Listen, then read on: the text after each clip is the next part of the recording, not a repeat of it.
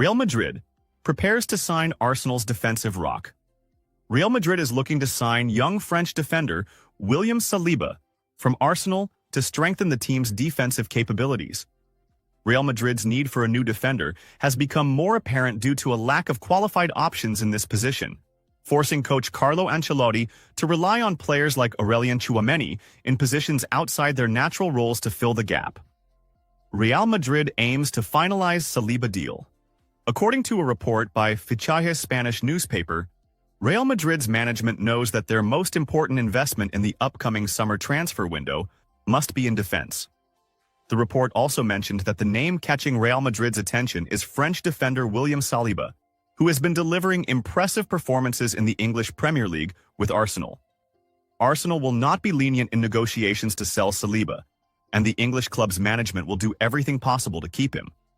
The Spanish newspaper stressed that Real Madrid will make a serious attempt in the summer, and the club's management in Madrid will begin negotiations with their counterparts in London to finalize the deal. Saliba, who is 23 years old, plays as a central defender and his contract with Arsenal runs until June 2027. Ancelotti makes his final decision regarding the change of the Joker's position. Spanish media reports have revealed the final decision of Italian coach Carlo Ancelotti, the head coach of Real Madrid, regarding the change in the position of midfielder Federico Valverde for the next season. Federico Valverde, the Real Madrid star, continues to confirm his importance in the team's lineup, as he has a clear impact on the field regardless of the position he occupies. Although he has been a key figure in the midfield for a long time, the lack of options in the right-back position has led coach Carlo Ancelotti to utilize him in that position on several occasions recently. Valverde's last match as a midfielder, before the recent Villarreal game, was over a month ago, reflecting the tactical change Ancelotti made to address the defensive shortage.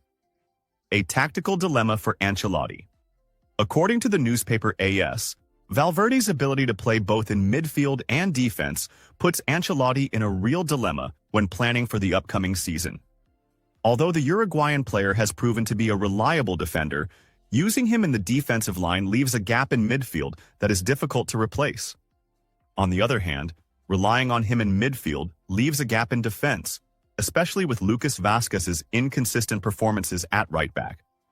However, the Italian coach has been clear about Valverde's future, confirming that he will rely on him as a right-back in important matches, but he is primarily a midfielder and will remain so for most of the time. Valverde's future at Real Madrid.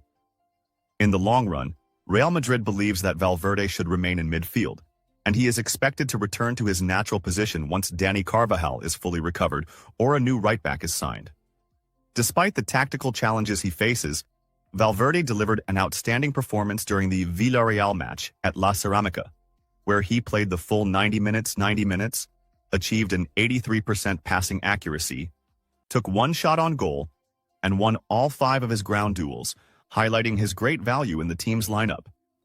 Urgent decision from the president of the Spanish Referees Committee in favor of Real Madrid. In a surprising comment, Luis Medina Cantalejo, the president of the Spanish Referees Committee, made statements regarding the controversial refereeing decision in the Villarreal versus Real Madrid match.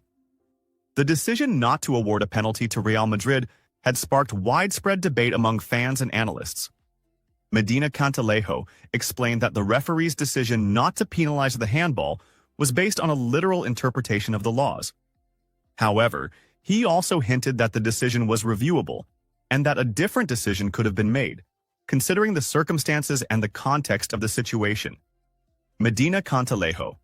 The referee's decision was based on the laws, but the head of the referees committee discussed the details of the situation, stating, "The law stipulates that when a player's arm is on the ground to support the body during a fall, a handball is not considered an offense. This is the basis on which the referee and the VAR referees made their decision. However, there is another factor to consider: the player's intention and the impact of the handball on the flow of the game. There is a big difference between a player falling naturally and a player deliberately throwing himself to prevent the ball from passing."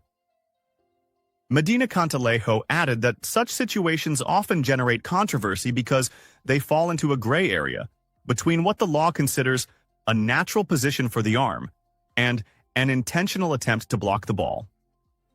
He emphasized that similar incidents this season were dealt with differently, where referees awarded penalties even when there wasn't a clear intent, due to the significant impact of the handball on the flow of play. He continued, "When we closely examine the footage, we see that the player was not in a typical fall position. He strategically threw himself to close the space. This is not a natural movement for a player trying to avoid a fall. It seems like a deliberate attempt to stop the ball from crossing. The question arises, should the VAR have intervened to review the situation? I believe the answer is yes. The role of VAR in controversial situations. Medina. Cantalejo's criticism was not only directed at the main referee but also at the VAR officials, pointing out that they could have advised the referee to review the footage himself. He said, VAR is not just for correcting obvious mistakes. It is also there to help the referee in situations that are open to interpretation. When there is a situation of such importance, in a match of this sensitivity, it is always better to have the main referee review the footage. In this case, that did not happen, and I believe that is what increased the controversy surrounding the decision." He added, "There is a fundamental rule in refereeing which states that any handball that directly affects the flow of play should undergo a thorough review. Did this handball stop a dangerous pass inside the penalty area? The answer is yes. So why didn't VAR intervene? This raises questions about the consistency of VAR usage.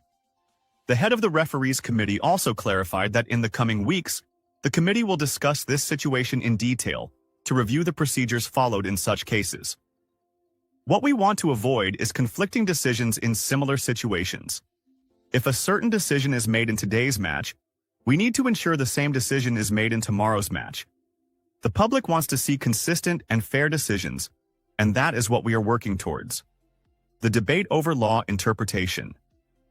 One of the key points of debate raised by Medina Cantalejo was the literal versus practical interpretation of the law. He said, "It is true that current laws protect players in situations where the hand is on the ground, but we need to ask, was this fall natural? Was the player's arm in that position just to maintain balance, or was it part of a deliberate defensive maneuver? These are questions that should have been raised during the review of the situation." He also pointed out that some referees might interpret the situation differently if they watched it from multiple angles, explaining that some decisions cannot be black or white, but require deeper analysis. This is why we have VAR and why we have a referees committee to discuss such situations after matches. We need to ensure that the referee has all the tools necessary to make the correct decision on the field, not just rely on a rigid interpretation of the law. Conclusion. Medina. Cantalejo's statements hinted that the decision could have been different, even if the referee followed the letter of the law. However, he also emphasized the need to review how laws are applied to ensure greater clarity and consistency. Ultimately, this situation will remain a topic of lengthy debate among fans and analysts and could serve as a starting point for broader refereeing reviews in La Liga in the coming period. Is Vinicius Jr. leaving Real Madrid? The club sets a sale condition. The French website Tribuna revealed on Sunday that Real Madrid may be open to selling their Brazilian forward Vinicius Jr. if they receive an attractive offer.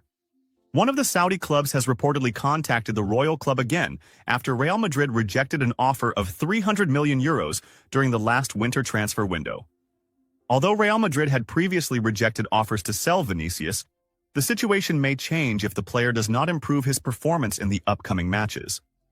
His recent performances have raised some questions within the team's dressing room, prompting the coaching staff to monitor him closely.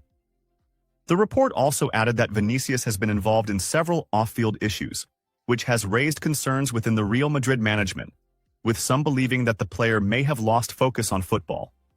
While no official decision has been made regarding his future yet, it seems that the Royal Club may be more open to selling the player if they receive a new offer of €300 million, which could be difficult to refuse this time.